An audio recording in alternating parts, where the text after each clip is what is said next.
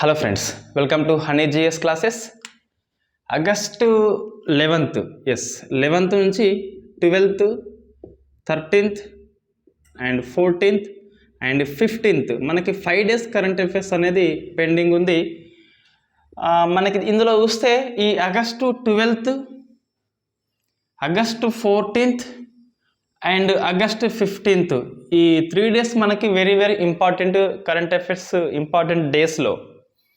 First చూస్తే మనకి August 12th అని చెప్పేసి, ఈ ఆగస్టు 12th మనకి ఈ శ్రావణ మాసంలో పూర్ణిమ లేదా పౌర్ణమి ఎప్పుడు వస్తే అప్పుడు, లేదా రాఖీ పౌర్ణమి వచ్చినప్పుడు ఆ రోజు మనము వరల్డ్ సాంస్క్రిట్ డే అని చెప్పేసి జరుపుకుంటాము.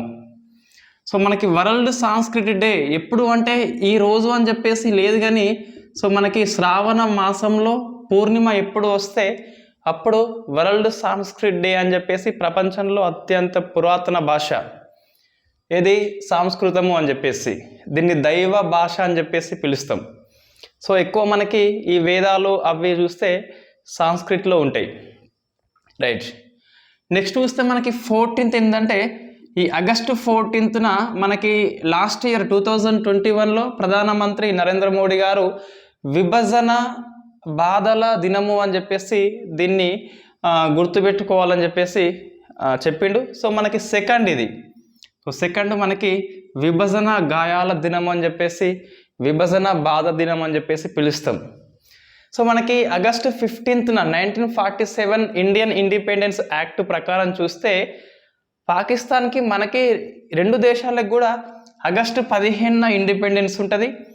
నెక్స్ట్ తర్వాత ఆగస్టు 14th ఎందుకు మారిందని చెప్పేసి మీరు కామెంట్ చేయండి. సో మనకి 1947 ఇండిపెండెన్స్ యాక్ట్ ప్రకారం చూస్తే ఇండియాకి ఆగస్టు 15th ఇదే రోజు ఎందుకు, అండ్ పాకిస్తాన్కి ఆగస్టు 15th, కానీ వాళ్ళు ఒకరోజు ముందుగా ఎందుకు జరుపుకుంటున్నారు? 1948 నుంచి ఒకరోజు ముందుకు జరుపుకున్నారు వాళ్ళు. సో మనకి ఈరోజు నిన్న పేపర్లో చూస్తే దాదాపుగా అన్ని పేపర్లలో ఆగస్టు 15 ఎందుకు అని చెప్పేసి వచ్చింది, కాబట్టి మనం మళ్ళీ డిస్కస్ అవసరం లేదు, రైట్. ఇప్పుడు ఆగస్టు 15th ఏంటిది అంటే ఇండియన్ ఇండిపెండెన్స్. మనం ఇది ఎన్నవది అంటే 75 పూర్తి చేసుకున్నాం మనం, ఇది 76వది. సో ఆజాదీ కా అమృత్ మహోత్సవ్ అని చెప్పేసి ఈ రోజుకి మనకి పూర్తయిపోయింది, రైట్. థీమ్ ఏంటి అంటే India first always first. So India first always first, ఇది మనకి ఈ 76th ఇండిపెండెన్స్ డే యొక్క థీమ్ ఏంటి అంటే ఇండియా ఫస్ట్ ఆల్వేస్ ఫస్ట్ అని చెప్పేసి ఇండియన్ గవర్నమెంట్ అనేది అనౌన్స్మెంట్ చేసింది, రైట్. మనకి ఈ సందర్భంగా తెలంగాణ ప్రభుత్వం అనేది ద్విసప్తాహి వేడుకలు ఇండియన్ గవర్నమెంట్ అనేది హర్ ఘర్ తిరంగా అని చెప్పేసి ఆగస్టు 13 నుంచి ఆగస్టు 15 దాకా కండక్ట్ చేస్తే, తెలంగాణ ప్రభుత్వం అనేది ఆగస్టు 8 నుంచి 22 వరకు కె కేశవరావు కమిటీ ఆధ్వర్యంలో సెలబ్రేట్ చేస్తుంది. మనకి ఈ తిరంగా జెండా అని చెప్పేసి కాన్సెప్ట్ మనకి నేను రేపటి నుంచి మోడర్న్ ఇండియా స్టార్ట్ చేస్తా, అక్కడ విశ్లేషణ చేద్దాం ఎట్లా వచ్చింది కాన్సెప్ట్ అని చెప్పేసి. బ్రీఫ్గా చూస్తే ఈ తిరంగా అనేది మనకి ఎట్లా వచ్చింది, ఫస్ట్లో చూస్తే మనకి ఈ జెండా అనేది ఇప్పుడు ఉన్నదిగా ఈ 3 రంగుల జెండా అనేది ఒకసారిగా పుట్టుక రాలేదు, మొత్తం మీద రూపాంతరం చెందింది. సో మనకి ఫస్ట్ చూస్తే 3 రంగులు ఉన్నాయి. 1906 ఆగస్టు 7th ఈ డేట్ ఏంటి, మనకి జాతీయ హ్యాండ్లూమ్ డే అని చెప్పేసి పిలుస్తాం. ఈ వందే మాతర ఉద్యమాన్ని స్టార్ట్ చేసిన దానికి గుర్తింపుగా ఈ ఆగస్టు 7th సెలబ్రేట్ చేసుకుంటున్నాం. అయితే 1905 ఆగస్టు 7th విభజన వ్యతిరేక దినము, అంటే బెంగాల్ విభజనకి ఉద్యమం చేస్తాం. 1 year అయిన సందర్భంగా మొట్టమొదటి జాతీయ జెండాని సురేంద్రనాథ్ బెనర్జీ కలకత్తాలో ఎగురవేస్తాడు. సో ఫస్ట్ జెండా ఎవరు అంటే సురేంద్రనాథ్ బెనర్జీ ఎగురవేస్తాడు కలకత్తాలో. ఎందుకు అంటే ఈ విభజన వ్యతిరేక ఉద్యమం అనేది స్టార్ట్ చేసి 1 year అయిపోయింది, కాబట్టి ఆ సందర్భంగా ఆగస్టు 7th ఎగురవేస్తాడు. ఇందులో మనకి చూస్తే గ్రీన్ కలర్ ఉంటుంది, సో ఎల్లో ఉంటుంది అండ్ రెడ్ కలర్ ఉంటుంది. ఈ గ్రీన్ కలర్ మీద ఒక 7 తామర పువ్వులు ఉంటాయండి, మనకి 7 ఉంటాయి. ఇది ఎల్లో మీద వందే మాతరం అని చెప్పేసి వందే మాతరం అని చెప్పేసి దేవనాగరి లిపిలో హిందీలో రాసి ఉంటుంది, వందే మాతరం అని చెప్పేసి. ఇది రెడ్. ఇది ఇక్కడ చూస్తే సన్ ఉంటుంది, ఇక్కడ చూస్తే నెలవంక అని చెప్పేసి క్రీసెంట్ అని చెప్పేసి ఉంటుంది. సో ఇది మనకి ఫస్ట్ యొక్క నేషనల్ ఫ్లాగ్. ఇది 1906లో ఆగస్టు 7న సురేంద్రనాథ్ బెనర్జీ వందే మాతర ఉద్యమం అనేది స్టార్ట్ అయ్యి 1 year అయిపోయింది కాబట్టి ఆ సందర్భంగా ఎగురవేస్తాడు. ఇది ఫస్ట్ది. మనకి సెకండ్ చూస్తే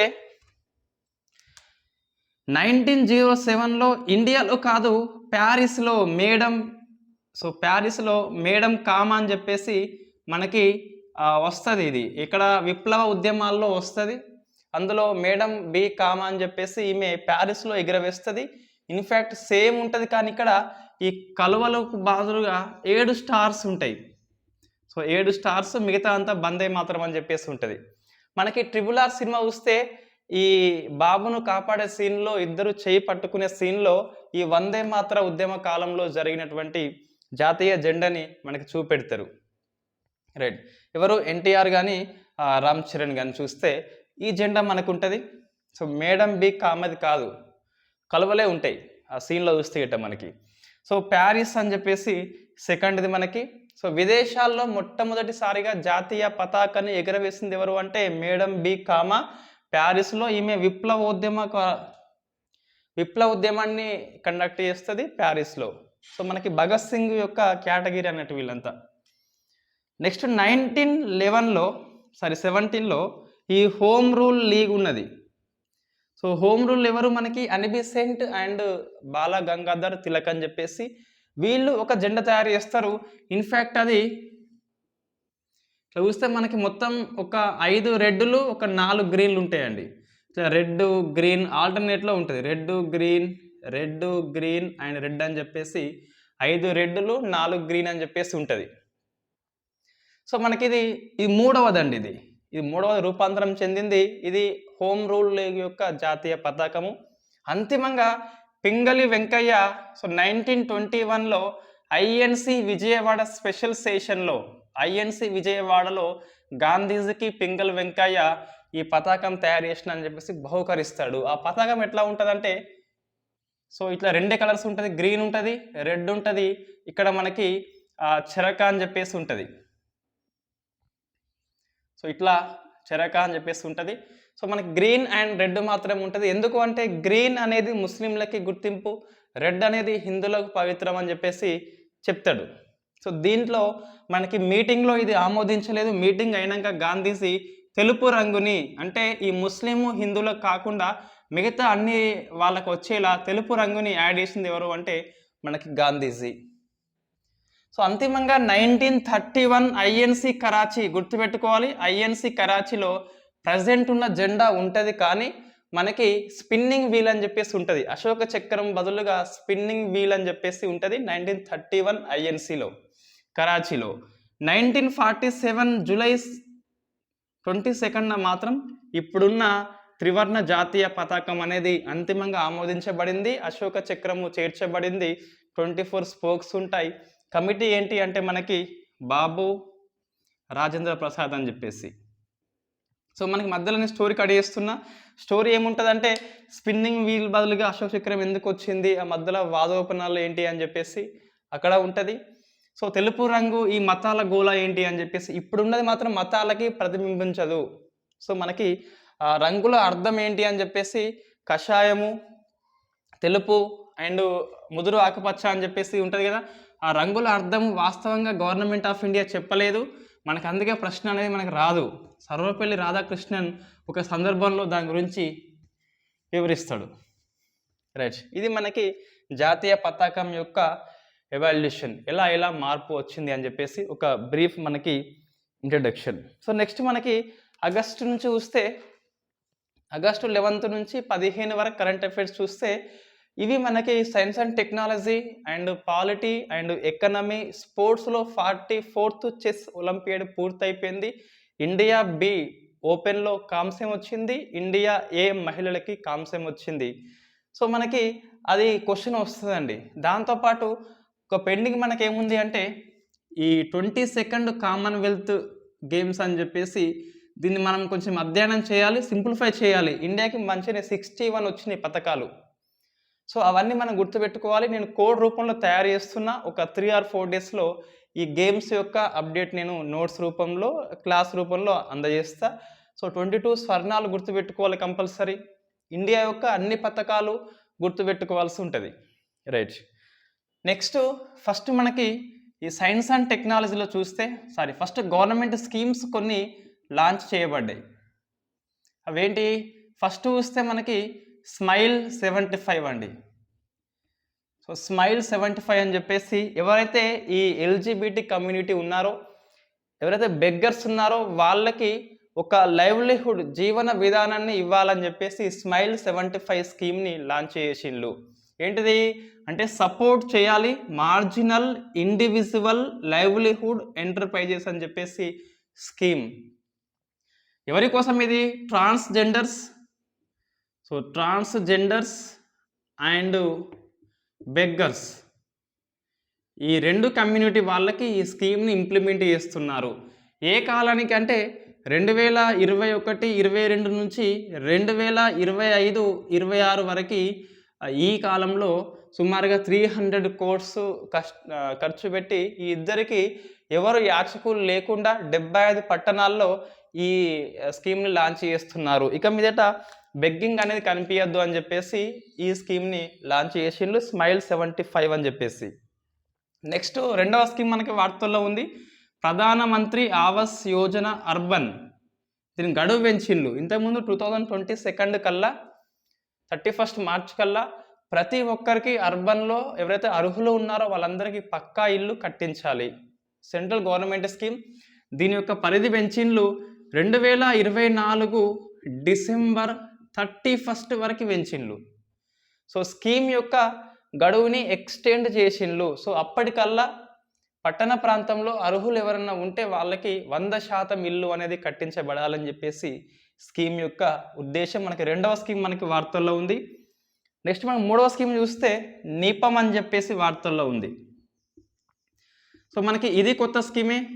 స్మైల్ ఏంటి అంటే ట్రాన్స్జెండర్స్ అండ్ బెగ్గర్స్ని ఫ్రీ చేయాలని చెప్పేసి ఈ కాలానికి ఆ స్కీమ్ అప్లై చేస్తే, నిపం అనేది ఇది ఏంటిది అంటే గడువు కంటే ముందే లక్ష్యాన్ని చేరుకున్నది. సో గడువు కంటే ముందే లక్ష్యము చేరుకుంది. ఏంటి గడువు అంటే national intellectual property awareness mission అని చెప్పేసి, మేధా సంపత్తి హక్కులు, ఇంటెలెక్చువల్ ప్రాపర్టీ.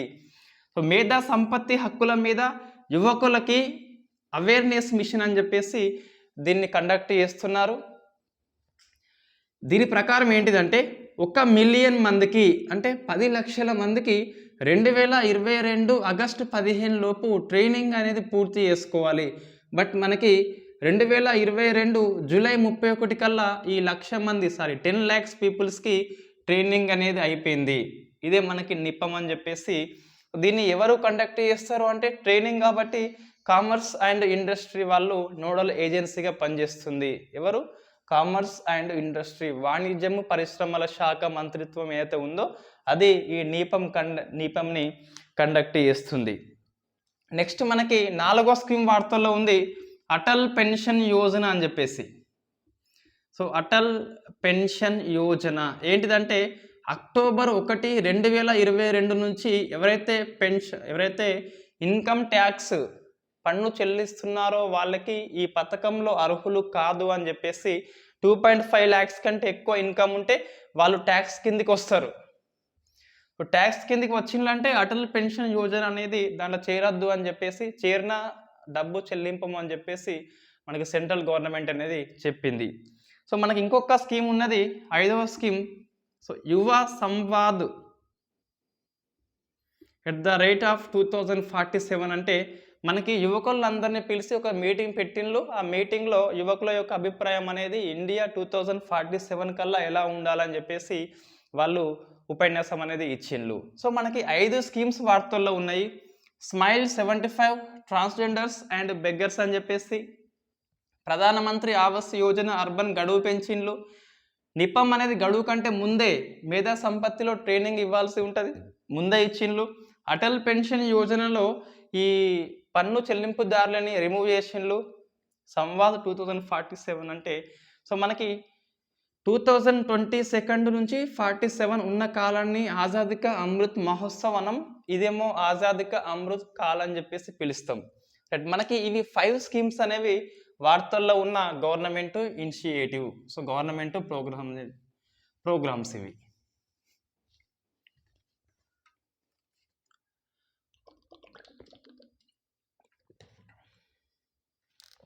నెక్స్ట్ మనకి science and technology. So August 12 ఏంటి అంటే మనకి వరల్డ్ ఎలిఫెంట్ డే అండి. సో వరల్డ్ ఎలిఫెంట్ డే మనకి ఇన్ఫ్యాక్ట్ థీమ్ మనకి ఏమీ లేదు, బట్ ఇండియా అనేది ప్రోగ్రామ్ కండక్ట్ చేసి ఇక్కడ కేరళలోని పెరియర్ జాతీయ పార్కులో కండక్ట్ చేసింది. సో పెరియర్ జాతీయ పార్కులో కండక్ట్ చేసింది ఏంటిది, వరల్డ్ ఎలిఫెంట్ డే అని చెప్పేసి. ఈ సందర్భంగా మనకి ఇండియాలో 32వ ఎలిఫెంట్ రిజర్వ్ గుర్తించింది, అది అగస్తమలై. సో అగస్తమలై ఎక్కడ ఉంది, ఇది తమిళనాడులో ఉంది. Already it is a tiger reserve అది. సో మనకి 32వది ఎలిఫెంట్ రిజర్వ్ అని చెప్పేసి అగస్తమలై తమిళనాడులో గుర్తించిండ్రు. ఇంకా మనకి ఈ గజ్ అవార్డు అని చెప్పేసి కొత్తగా ప్రవేశపెట్టిందండి. సో ఏంటిదంటే మనకి సో గజ్ గౌరవ్ అవార్డు అని చెప్పేసి కొత్తగా మనకి ప్రవేశపెట్టిండ్రు. ఎవరికి వచ్చింది అంటే తొలిసారిగా తమిళనాడులో ట్రైబల్స్ ఉన్నారు, మలసరు అని చెప్పేసి. సో మలసర్ కమ్యూనిటీ తమిళనాడులో ఉంటారు. సో వీళ్ళకి వచ్చింది. మనం ట్రైబ్స్ ఇన్ న్యూస్ అని చెప్పేసి ఆగస్టు 10 ఈ ఆదివాసీ దినంలో మనము క్లాస్ చేసి ఉన్నాం, ట్రైబ్స్ ఇన్ న్యూస్ అని చెప్పేసి. అందులో మీరు ఇది యాడ్ చేసుకోవాల్సి ఉంటుంది. ఆగస్టు 10 వీడియో ఉంటుంది, వరల్డ్ ట్రైబల్ డే అని చెప్పేసి. సో అక్కడ మీరు ఇది యాడ్ చేసుకోవాలి. ఇంకోటి మహౌటి అని చెప్పేసి, మనకి ఏనుగుల్ని కంట్రోల్ చేసే వాళ్ళని మహౌటి అంటాం. మహౌటి అనేది మనకి ఒకటి ట్రైబ్స్ కూడా మనకి వార్తల్లో ఉన్నది. ఇది అస్సాం అండ్ కేరళ అండి. అస్సాంలో ఉంటారు అండ్ కేరళలో ఉంటారు. వీళ్ళకి కూడా మనకి అవార్డు వచ్చింది. సో గజ్ అవార్డు అంటే ఈ మ్యాన్ అండ్ ఎలిఫెంట్ మధ్య కాన్ఫ్లిక్ట్ రాకుండా చాకచక్యంగా వ్యవహారం చేసినందుకు ఈ మలసార్ అండ్ మహౌటి వాళ్ళకి ఈ గజ్ అవార్డు అనేది ఇచ్చిండ్రు. సో మనం ఏం చేయాలి అంటే ఆగస్టు 10 పేపర్ ఉంటుంది, కరెంట్ అఫైర్స్ పేపర్. అందులో ఈ మలసారు అని చెప్పేసి తమిళనాడు ఒకటి, మహౌటి అని చెప్పేసి అస్సాం కేరళ రాసుకోవాల్సి ఉంటుంది. సో మళ్ళీ మనం గ్రూప్ 1 కరెంట్ అఫైర్స్ అప్పుడు ట్రైబ్స్ ఇన్ న్యూస్ అని చెప్పేసి మన క్లాస్ చేయము, అపాయింట్మెంట్స్ చేయము. మనం అపాయింట్మెంట్స్ అన్నప్పుడు మళ్ళీ మీరు ఆ పేజీలో అప్డేట్ చేసుకోవాల్సి ఉంటుంది. రైట్, పక్కన డేట్ వేసుకోండి. ఎందుకు అంటే మనకి గ్రూప్ 2కి పనికి వస్తుంది. మనం పరీక్ష రాసే కల్లా ఒక 1 ఇయర్ లోపు ఉంటే ఆ డేట్ అనేది మనం అధ్యయనం చేయాలి, లేకుంటే వదిలేయాలి. సో నెక్స్ట్ మనకి వెరీ ఇంపార్టెంట్, ఇది కోర్బేవాక్స్ అని చెప్పేసి వార్తల్లో వచ్చింది. మన నెంబర్ ఆఫ్ టైమ్స్ ఈ వ్యాక్సిన్ వీడియో చేసి ఉన్నాం ఆల్రెడీ, ఏ వ్యాక్సిన్లో ఏ టెక్నాలజీ ఉంటుంది అని చెప్పేసి. సో కోర్బేవాక్స్ మనకి ఎట్లా వార్తల్లో ఉంది అంటే ఇది ఇండియా యొక్క హెటిరోలోగస్.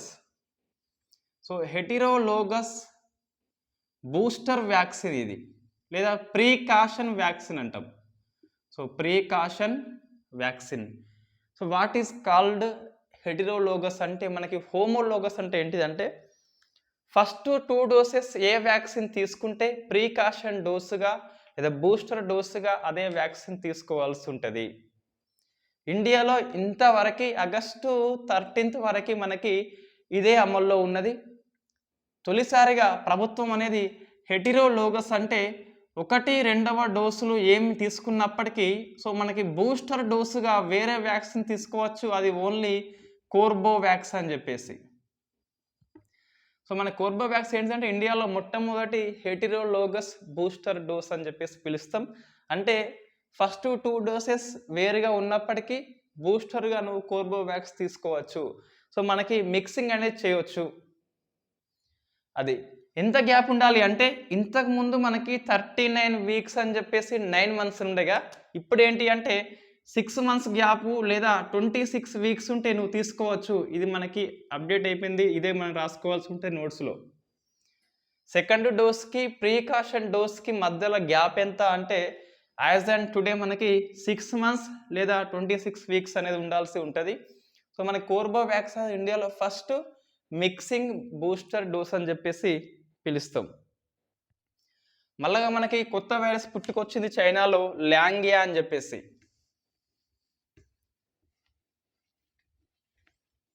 సో ల్యాంగియా వైరస్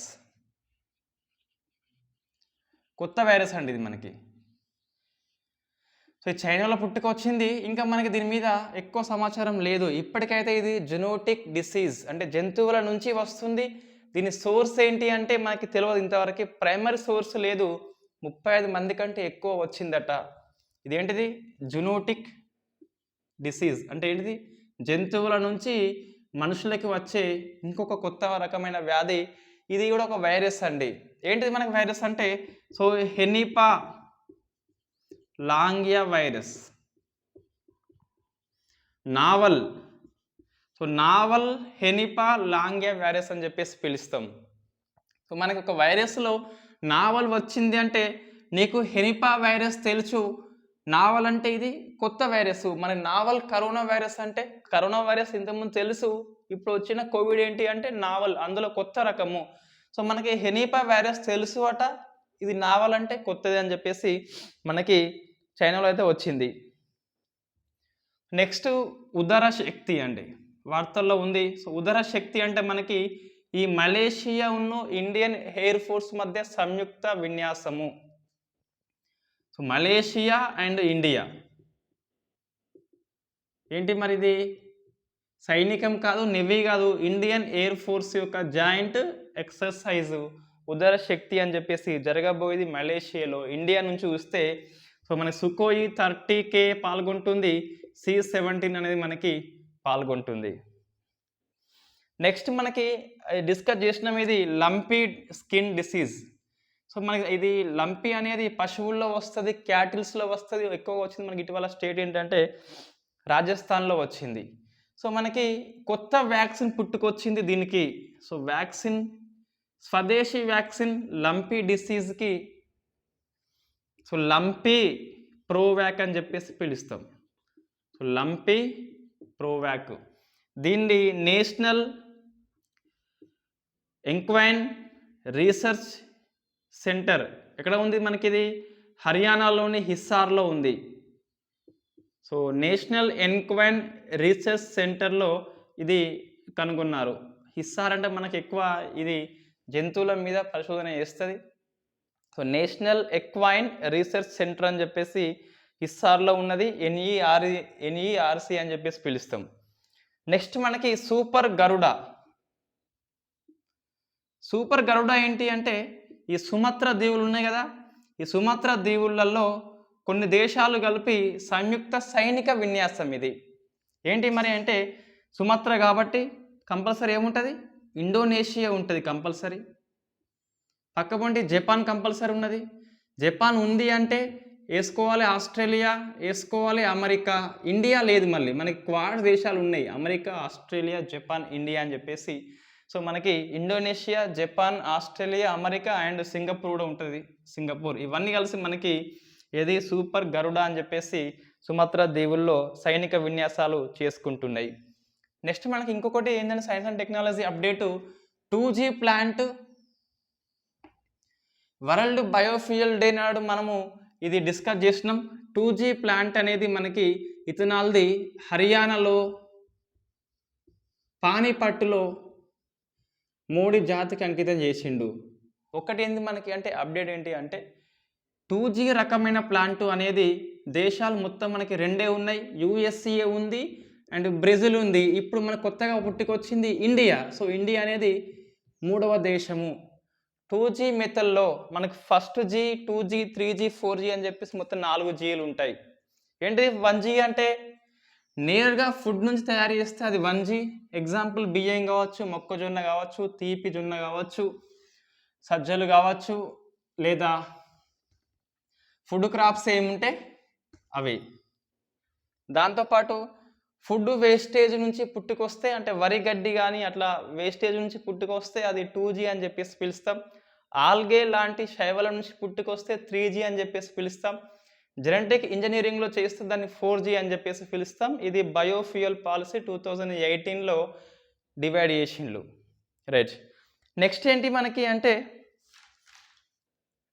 సో మన గగన్యాన్ మనం డిస్కస్ చేసిన నెంబర్ ఆఫ్ టైం. ఇప్పుడు కొత్తగా ఏంటి అంటే మనకి ఈ క్రూ ఎస్కేప్ సిస్టమ్ అని చెప్పేసి గగన్యాన్లో ఏమన్నా ఇబ్బంది వచ్చినప్పుడు ఆ ముగ్గురు వ్యోమగాములు ఉంటారు, ఇండియా నుంచి వెళ్ళిపోతున్నారు కదా, సో వాళ్ళకి ఇబ్బంది కలగకుండా ఒక పరీక్షని కండక్ట్ చేసిండ్రు. ఆ పరీక్ష సక్సెస్ అయింది.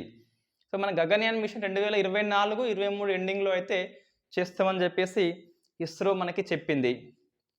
నెక్స్ట్ మనకు కొన్ని ఎకనామీ ఉన్నాయండి. ఏంటిది? గ్రామీణ సహకార బ్యాంకుల తొలి సమావేశం అండి. ఇది గ్రామీణ సహకార బ్యాంకులు ఫస్ట్ మీటింగ్ అనేది జరిగింది ఢిల్లీలో. అమిత్ షా ప్రసంగిస్తాడు. అమిత్ షా ఎందుకంటే మనకి తొలి సహకార కేంద్ర మంత్రి ఎవరు అంటే అమిత్ షా. ఇంతకుముందు సొసైటీల కోసము, సహకార సంఘాల కోసము సెంట్రల్ లెవెల్లో మినిస్ట్రీ లేదు. ఎందుకు అంటే సహకార రంగాల ఏర్పాటు అనేది మనకి జనరల్గా స్టేట్ లిస్ట్లో ఉంటుంది కాబట్టి, సో స్టేట్ లిస్ట్లో ఉన్న అంశం మీద సెంట్రల్ గవర్నమెంట్ పెత్తనం ఏంటి అని చెప్పేసి మినిస్ట్రీ ఏర్పాటు చేయలేదు. అమిత్ షా మాత్రం తొలి మంత్రి. ఎందుకు అంటే రాష్ట్రంలో డిఫరెంట్ రూల్స్ ఉన్నాయి కాబట్టి ఇండియా మొత్తము యూనిఫామిటీ తేవాలని, ఏకత్వం తేవాలని చెప్పేసి మోడీ గవర్నమెంట్ ఈ అమిత్ షాని మొట్టమొదటి సహకార మంత్రిగా నియమించింది. మనకి ఫస్ట్ మీటింగ్ ఏంటి అంటే ఇది ప్రైమరీ అగ్రికల్చర్ క్రెడిట్ సెక్టార్ అని చెప్పేసి పిలుస్తాంగా, సొసైటీ అని చెప్పేసి ఈ పిఏసిఎస్ల మీటింగ్ అండి.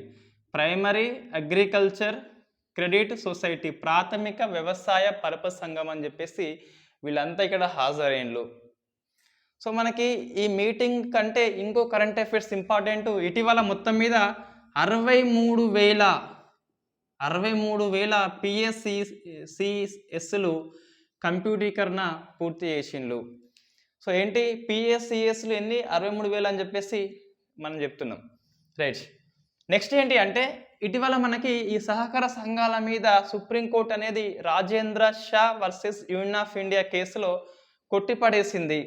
సో 97th కాన్స్టిట్యూషనల్ అమెండ్మెంట్ యాక్ట్ని పూర్తిగా కొట్టేయలేదు, కొద్ది భాగాన్ని కొట్టేసింది. డాక్ట్రిన్ ఆఫ్ సెవరబిలిటీ అంటాం. చట్టం పూర్తిగా కొట్టివేయకుండా ఆ చట్టంలో ఎంత భాగమైతే రాజ్యాంగానికి విరుద్ధంగా అల్ట్రా వైర్స్ ఉందో అంత భాగాన్ని చెల్లదు అని చెప్పి చెప్పడమే డాక్ట్రిన్ ఆఫ్ సెవరబిలిటీ అని చెప్పేసి. సో మనం చూస్తే ఇక్కడ 97th ఉంది కదా, ఇది ఫండమెంటల్ రైట్స్కి అమెండ్మెంట్ చేసింది. మనకి 19th 1Cలో సహకార సంఘాల ఏర్పాటు అనేది ప్రాథమిక హక్కుగా గుర్తించబడింది. సో సహకార సంఘాల ఏర్పాటు అనేది ప్రాథమిక హక్కు. ఎస్, ఇది కొట్టివేయబడలేదు, ఉన్నది. తర్వాత మనకి డిపిఎస్పిలో 43B అని చెప్పేసి చేర్చబడింది. ఇదేంటిది అంటే సహకార సంఘాల అభివృద్ధికి, ఏర్పాటుకి గవర్నమెంట్ అనేది ఎఫోర్ట్ పెట్టాల్సి ఉంటుంది అని చెప్పేసి. సో 43B ఏంటి అంటే గవర్నమెంట్ అనేది సహకార సంఘాల ఏర్పాటుకి కృషి చేయాల్సి ఉంటుంది. దీంతోపాటు మనకి 9th B పార్ట్ అని కొత్తగా చేర్చిండ్రు. దీంట్లో 243ZH నుంచి 243ZT అని చెప్పేసి ఇన్ని ఆర్టికల్స్ కోఆపరేటివ్ సొసైటీ, సహకార రంగాలకి అప్లై చేస్తున్నామని చెప్పేసి సవరణ చేసిండ్రు. ఇందులో మనకు కొట్టిపడేసింది 97th అమెండ్మెంట్ యాక్ట్ ప్రజెంట్ చూస్తే గిట్ట ఎక్కడెక్కడ అమల్లో ఉంది అంటే కేవలము 243ZR ఉన్నది, 243ZS అని చెప్పేసి ఉన్నది. మిగతా అన్ని ఆర్టికల్స్ కొట్టేసిండ్రు. ZR ఏంటి మనకి అంటే మల్టీ స్టేట్స్, ZS ఏంటి అంటే యూటీల యొక్క కోఆపరేటివ్ సొసైటీ. సో ఇవి రెండు కూడా మనకి అప్లికేబుల్ ఉన్నాయి, మిగతా అన్ని కొట్టిపడేసిండ్రు. ఎందుకు కొట్టిపడేసిండ్రు అంటే సో సహకార సంఘాల ఏర్పాటు అనేది రాష్ట్ర జాబితాలో ఉన్నది. పార్లమెంట్ చట్టం చేయాలంటే 252 ఆర్టికల్ ప్రకారము ఒకటి కంటే ఎక్కువ రాష్ట్రాలు ఆమోదించాల్సి ఉంటుంది. అటువంటిది ఇక్కడ ఎటువంటి ఏర్పాటు లేదు కాబట్టి దీన్ని కొట్టిపడేసింది. రాష్ట్ర జాబితాలో ఉన్న అంశం మీద పార్లమెంట్ చట్టం చేయాలంటే 252 ఆర్టికల్ ప్రకారము 2 కంటే ఎక్కువ రాష్ట్రాలు అనేది ఆమోదించాల్సి ఉంటుంది జనరల్గా. మాకు చేయమని చెప్పేసి సెంట్రల్ గవర్నమెంట్ రిక్వెస్ట్ కోరితే గవర్నమెంట్ చేయొచ్చు. అట్లా ఏ రాష్ట్రం కోరలేదు కాబట్టి, రాష్ట్రాలను సంప్రదించలేదు కాబట్టి ఈ సవరణ చెల్లదు అని చెప్పేసి. అట్లా కాకున్నా సరే వీళ్ళు కోరలేదు అనుకోండి, ఈ సవరణ చేసేటప్పుడు పార్లమెంట్ ఆమోదించినాక అన్ని స్టేట్ యొక్క అసెంబ్లీలకు పంపాల్సి ఉంటుంది. ఎందుకు? స్టేట్ లిస్ట్లో ఉన్న అంశం కాబట్టి. అందులో సగం కంటే ఎక్కువ స్టేట్స్ అయితే రాటిఫై చెందితే, ఆమోదిస్తే ఇది చెల్లేది వాస్తవంగా. అవి రెండూ చేయలేదు కాబట్టి చెల్లదు అని చెప్పేసి సుప్రీంకోర్టు కొట్టిపడేసింది 97th. పూర్తిగా కాదు, కొద్ది వరకే. ప్రజెంట్ చూస్తే మనకి ఎఫ్ఆర్లో ఉన్న 19th 1C అనేది వ్యాలిడిటీ ఉంటుంది. డిపిఎస్పిలో ఉన్న 43B అనేది ఓకే. 9th Bలో ఉన్నటువంటి 243 ZR ఓకే, ZS ఓకే, మిగతా అన్ని అనేవి కొట్టిపడేసింది. రైట్, ఇది ప్రజెంట్ మనకి మీటింగ్. దాని మీద కొద్దిగా అప్డేట్ న్యూస్ ఏంటి అంటే ఇది.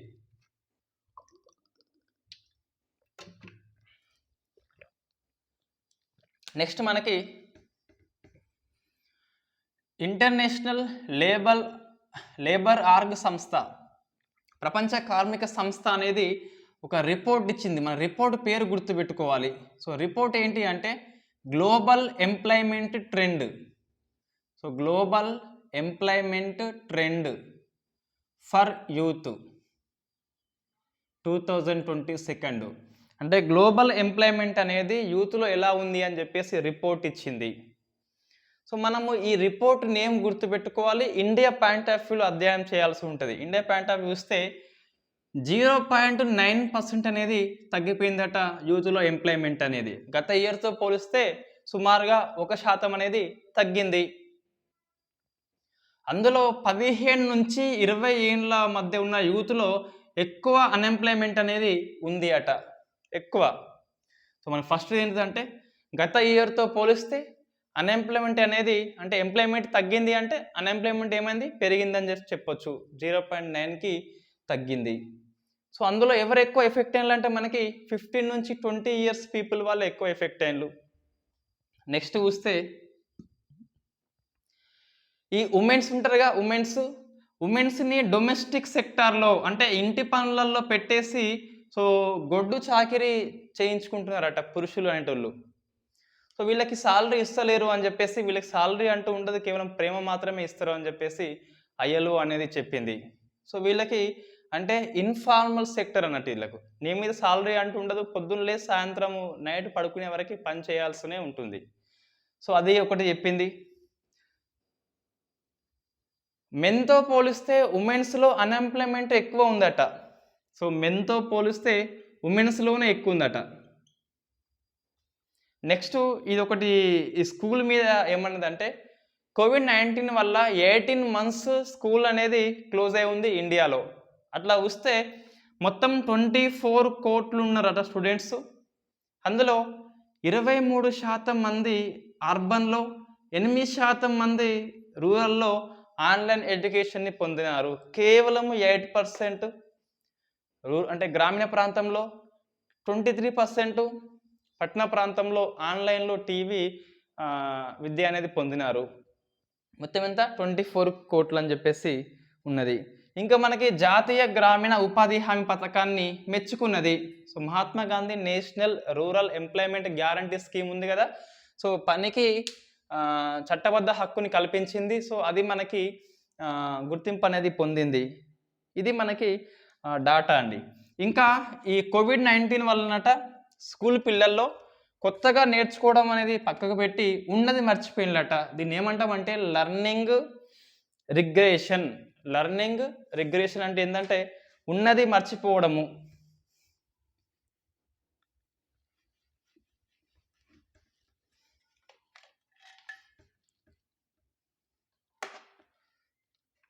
నెక్స్ట్ ఏంటి, ONDC.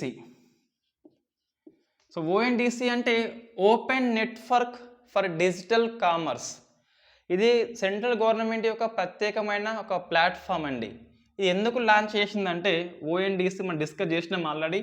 ప్రజెంట్ ఆన్లైన్ మార్కెట్ చూస్తే గిట్ట అమెజాన్ కానీ ఫ్లిప్కార్ట్ కానీ చూస్తే గిట్ట మనకు ఓన్లీ పూర్తిగా అమెజానే ఉన్నది, పూర్తిగా ఫ్లిప్కార్టే ఉన్నది. ఎక్కువ మనము ఆన్లైన్లో కొనుగోలు చేయాలంటే. అంటే దీన్ని ఏమంటారు, డుయోపాలీ అంటాం. సో మోనోపాలీ కాదు, ఇక్కడ డుయోపాలీ అని చెప్పేసి ఉన్నది. ఇతరులకు అవకాశం ఇస్తలేరు కాబట్టి ఇతర వాళ్ళకి అవకాశం ఇవ్వాలని చెప్పేసి సెంట్రల్ గవర్నమెంట్ అనేది డిజిటల్ మార్కెట్ కోసము ఈ open network for digital commerce అని చెప్పేసి ప్లాట్ఫామ్ని రూపొందించింది. దీంట్లో ఫస్ట్ టైం రిజిస్టర్ అయిన కంపెనీ ఏంటిదంటే మైక్రోసాఫ్ట్.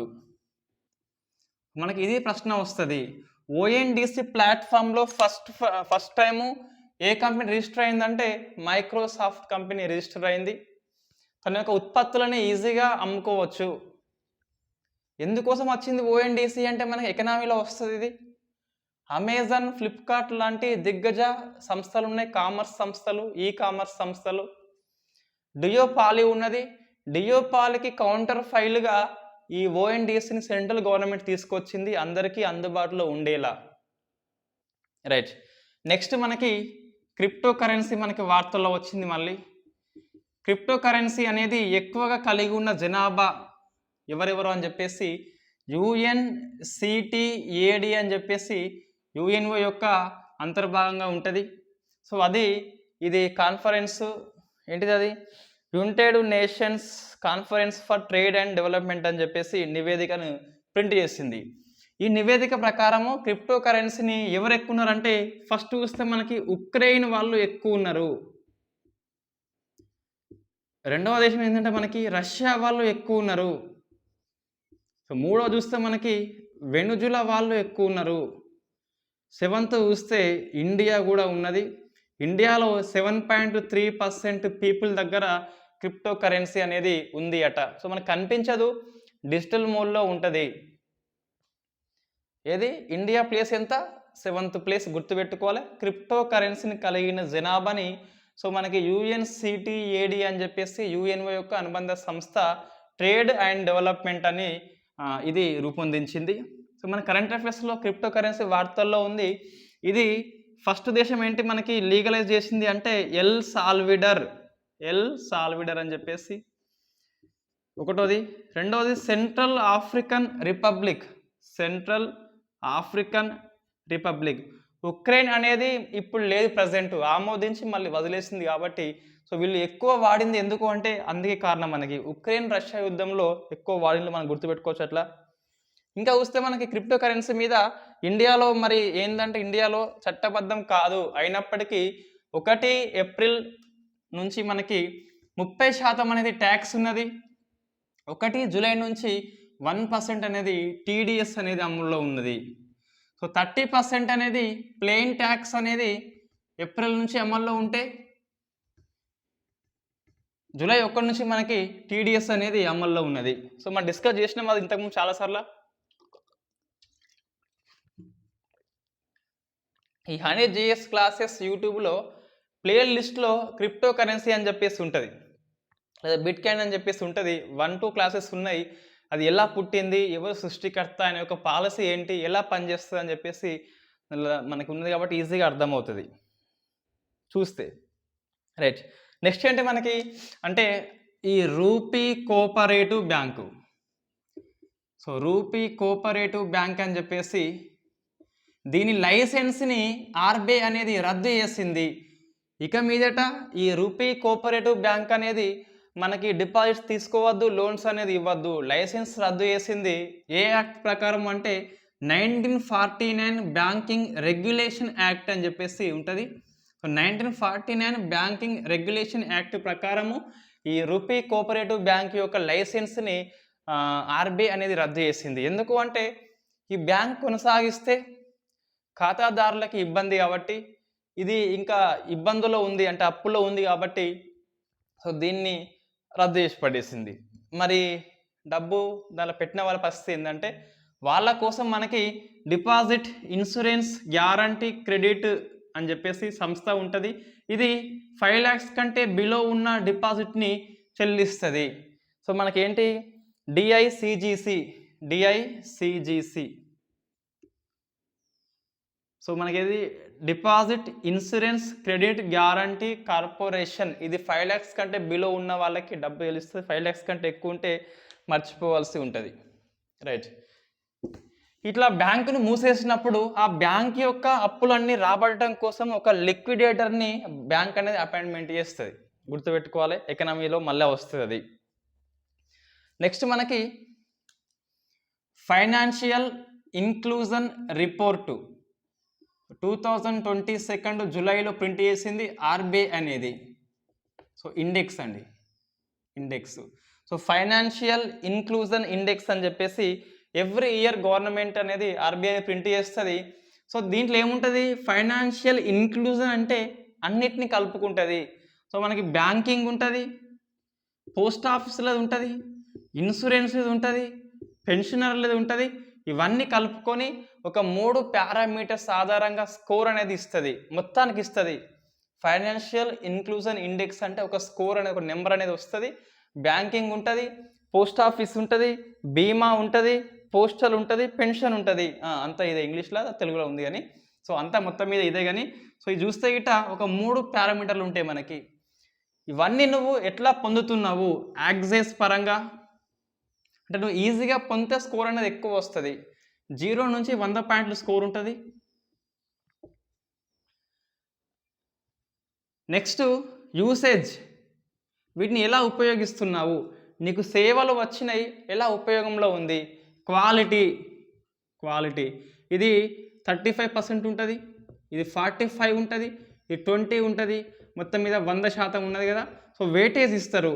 వీటి మూడింటి ఆధారంగా 3 పారామీటర్స్ ఆధారంగా స్కోర్ ఇస్తే, సో 2022లో మన స్కోర్ ఎంత అంటే 56.4 అండి. ఈ నెంబర్ గుర్తుపెట్టుకోవాలి, very very important number. Every year ఇస్తుంది, ఓన్లీ వన్స్ కాబట్టి మనం గుర్తుపెట్టుకోవాల్సిన అవసరం అయితే ఉంటుంది. ఎంత, 56.4. లాస్ట్ ఇయర్ చూస్తే మనకి 53.9 ఉన్నది లాస్ట్ ఇయర్. అంటే సో మనం పెరిగింది అంటే మన బ్యాంకింగ్ సేవలు మనకి ఈజీగా అందుతున్నాయి, మనం ఈజీగా ఉపయోగిస్తున్నాం, క్వాలిటీ కూడా పెరిగిందని చెప్పాల్సి ఉంటుంది యాజ్ పర్ ఆర్బీఐ రిపోర్ట్ ప్రకారము. రైట్, ఇట్లా 5 days ఉన్నప్పుడు కొంచెం ఇబ్బంది అవుతుంది మనకి ఎక్స్ప్లెయిన్ చేయాలి అంటే టైం ఎక్కువ తీసుకుంటుంది కాబట్టి కొంచెం ఫాస్ట్ చెప్పేస్తున్నా. సో నెక్స్ట్ నుంచి మనకి కరెంట్ అఫైర్స్ మాత్రం పెండింగ్ లేకుండా చూసుకుందాం. అంటే డైలీ క్లాస్ అనేది అప్లోడ్ చేస్తూ ఇండియన్ హిస్టరీ అనేది కంటిన్యూ చేద్దాం. ఇక మీద Indian history and Telangana history ప్యారలల్గా. రైట్, నెక్స్ట్ ఈ 49th CJIగా మనకి ఉమేష్ లలిత్ అని చెప్పేసి లలిత్ వచ్చిండు. సో ఇది డిస్కస్ చేసినా మనం ఇంత చేయకుంటే ఓకే. ఏది, సో మనకి 48th CJI ఎవరు, మన NV Ramana, great NV Ramana. So retire అయిపోతున్నాడు, 65 years వచ్చినాయి కాబట్టి కావాల్సిందే. నెక్స్ట్ CJI కోసం కొంచెం మనకి ప్రాసెస్ ఉంటుంది, దీన్ని MOP అని చెప్పేసి పిలుస్తాం, memorandum of procedure, memorandum of అని చెప్పి పిలుస్తాం. అయితే ఎట్లా ఉంటుంది ప్రాసెస్ అంటే, ఈ న్యాయశాఖ మంత్రి అనేది నెక్స్ట్ CJI ఎవరు ఉండాలని చెప్పేసి ఈ CJIకి లేఖ రాస్తే స్టార్ట్ అవుద్ది ప్రాసెస్. ఈ CJI లా మినిస్ట్రీకి, లా మినిస్ట్రీ ఏమో ప్రైమ్ మినిస్టర్కి, ప్రైమ్ మినిస్టర్ ఏమో ప్రెసిడెంట్ ఆఫ్ ఇండియాకి, ఇట్లా ఆర్డర్లో వెళ్తుంది. This is called memorandum of procedure. ఎవరి పేరు చెప్పాలి CJI అంటే ఎక్కువ సార్ల సో మనకి సీనియర్, మోస్ట్ సీనియర్ జడ్జి ఎవరు ఉంటే వాళ్ళు. రాజ్యాంగంలో ఉందా ఇట్లా అని చెప్పేసి అంటే లేదు, పార్లమెంటరీ పరంపర. కేవలము మెమోరాండమ్ ఆఫ్ ప్రొసీజర్ అంటే సుప్రీంకోర్టు, న్యాయశాఖ ఉన్న ప్రభుత్వం రెండు కలిపి ఒక ఒప్పందాన్ని చేసుకున్నాయి. ఆ ఒప్పందం ప్రకారం ఏంటి అంటే సీనియారిటీ ఫార్ములా అంటాం. ఈ నెహ్రూ ప్రతిపాదిస్తాడు. మనకి ఫస్ట్ ఎవరు, హరిలాల్ జే కానియా ఉండే స్టార్టింగ్లో. ఈయన పదవి కాలం అయిపోయింది. నెక్స్ట్ ఎవరిని అన్నప్పుడు ప్రశ్న వచ్చింది, మధ్యప్రదేశ్ హైకోర్టు యొక్క చీఫ్ జస్టిస్ని నెహ్రూ నియమిద్దామంటే అప్పుడు సుప్రీంకోర్టులో పతంజలి అని చెప్పేసి ఉండే నెక్స్ట్ సీనియర్ మోస్ట్, అతన్ని అని చెప్పి సుప్రీంకోర్టు వాళ్ళు చెప్పిండు. ఇద్దరి మధ్యన క్లాష్ వస్తుంది. సో అప్పుడు నెహ్రూ సీనియారిటీ ప్రిన్సిపల్ అని చెప్పేసి ప్రతిపాదిస్తే అదే మనకి వస్తుంది. ఒక 3 times మనకి ఈ ఫార్ములా ఫాలో కాలేదు. ఫస్ట్ టైం మనకి పెద్ద అది అవసరం లేదు, అంటే అది ఆరోగ్యం హెల్త్ బాగాలేదు కాబట్టి అతనికి అది వేరే అయిపోయింది. కానీ సో ఒక 2 అంశాలు మనకి వెరీ కాంట్రవర్సీ అండి. 1973లో ఒకటి, 1977లో ఒకటి. ఇక్కడ మనకి ఏఎన్ రే అని చెప్పేసి 4వ స్థానంలో ఉన్న వ్యక్తిని CJIగా అప్పటి ఇందిరాగాంధీ ప్రభుత్వం అనేది అపాయింట్మెంట్ చేస్తుంది. సో ఇది కారణం ఏంటి అంటే మనకి ఇక్కడ అవసరం లేదు, కానీ ఇది కేశవానంద భారత్ కేసు ఉంటుంది, 73 ఏప్రిల్ 24న వస్తుంది. ఈ ఏఎన్ రే కంటే ఉన్న ఫస్ట్ ఉన్న ముగ్గురు గవర్నమెంట్కి అపోజిట్లు తీర్పు చెప్తారు. ఏది బేసిక్ స్ట్రక్చర్ డాక్ట్రైన్ అని చెప్పేసి ఆర్టికల్ 13 వర్సెస్ ఆర్టికల్ 368 ఉంటుంది. రాజ్యాంగాన్ని సవరించే అధికారము పార్లమెంటుకున్నది, న్యాయ సమీక్ష చేసే అధికారం సుప్రీంకోర్టుకున్నది. ఆ రెండు కొట్టుకుంటాయి. అంతిమంగా ఈ క్లాష్ అనేది ఇటువైపు ఇందిరాగాంధీ, ఇటువైపేమో సుప్రీంకోర్టు లెక్క మారిపోయింది. సో ఆ టైంలో సుప్రీంకోర్టు గత్యంతరం లేక ఏం చేయాలనో అర్థం కాక లాస్ట్కి సో ఎవరికి అర్థం కాని బేసిక్ స్ట్రక్చర్ డాక్ట్రైన్ చెప్పింది. అంటే ఏంటిదంటే మేము చెప్పమని చెప్పింది.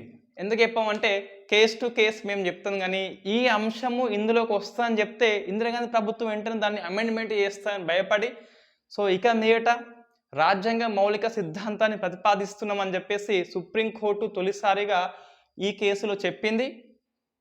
గుర్తుపెట్టుకోవాలి కేసుని పేరు కూడా. సో ఇక్కడ మనకి ఇది మొత్తం 13 మంది కదా, రాజ్యాంగం సవరించే అధికారం పార్లమెంటుకు ఉన్నది, కానీ బిఎస్డిని టచ్ చేయొద్దు. ఇందిరాగాంధీ ఏమంటది, ఐ టచ్ ఎవ్రీథింగ్ అంటది.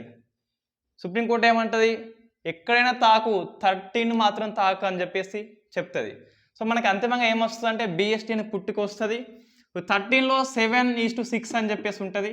ఈ 7లో ఉన్న 3 మెంబర్స్ని కాదని 6లో ఉన్న ఫస్ట్ మెంబర్ ఏఎన్ రేకి అపాయింట్మెంట్ చేస్తుంది. సో తొలిసారిగా న్యాయశాఖలో ఎగ్జిక్యూటివ్ బాడీ అనేది జోక్యం చేసుకుంటుందని చెప్పేసి మనకు బయటకు వస్తుంది. ఇట్లా మనకి ఇంకొకసారి మనకి జరుగుతుంది. రైట్, ఎంహెచ్ బేగ్ అని చెప్పేసి ఎంహెచ్ బేగు ఇక్కడ ఈ ఖన్నా నియామకం చేయాలి, బట్ బేగ్ని వేస్తారు. ఈ ఖన్నా ఎవరు అంటే ఈ 77లో మనకి జబల్పూర్ కేసు అండి. So Jabalpur famous case. 1977లో ఎమర్జెన్సీ విధించినప్పుడు ఆర్టికల్ 21ని కూడా రద్దు చేస్తుంది, జీవించే హక్కు రద్దు చేస్తుంది. అరే ఎమర్జెన్సీ టైంలో రద్దు చేయొద్దు అని చెప్పేసి జబల్పూర్ కేసులో అంటే ఇంకొక న్యాయ తీర్పు చెప్తాడు. ఎవరు మనకి ఖన్నా. సో ఖన్నాను కాదని ఎంహెచ్ బేగ్ని అపాయింట్మెంట్ చేస్తుంది. ఇవి రెండు కొంచెం మనకి కాంట్రవర్సీ సందర్భాలు.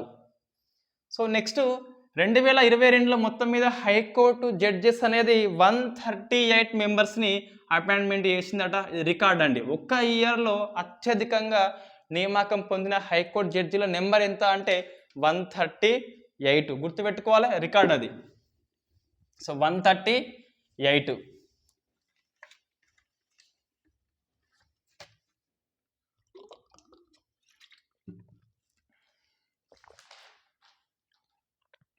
నెక్స్ట్ ఆసియా ప్రాంతీయ forum. So Asia regional forum అని చెప్పేసి ఢిల్లీలో ఎలక్షన్ కమిషన్ ఆఫ్ ఇండియా అనేది కండక్ట్ చేసింది. మనకి వాస్తవంగా డెమోక్రటిక్ సమ్మిట్ అని చెప్పేసి మెక్సికోలో జరగబోతుంది నెక్స్ట్ ఇయర్లో. సో మెక్సికోలో ఏంది డెమోక్రటిక్ సమ్మిట్ అని చెప్పేసి అందులో భాగంగా మొత్తం మీద 5 ప్రాంతీయ ఫోరంలు ఏర్పాటు చేస్తారు. ఆసియా ఒకటి, యూరప్ ఒకటి, ఆఫ్రికా, అమెరికా అండ్ అరబ్ దేశాలు. ఈ 5 ప్రాంతీయ దేశాలలో 5 ప్రాంతీయ కూటమి తయారు చేస్తే అందులో ఆసియా కూటమికి ఎలక్షన్ కమిషన్ ఆఫ్ ఇండియా అనేది కండక్ట్ చేస్తుంది. థీమ్ ఏంటి అంటే making elections inclusive, accessible and participate.